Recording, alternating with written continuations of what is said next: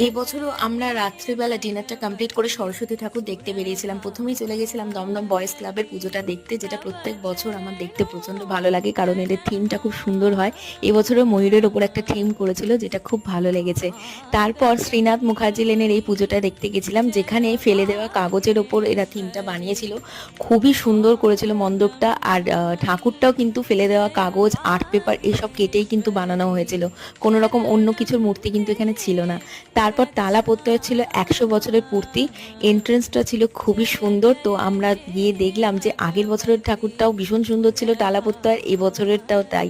আর চারপাশের এই খোলা পরিবেশটা আরও সুন্দর লাগছিল।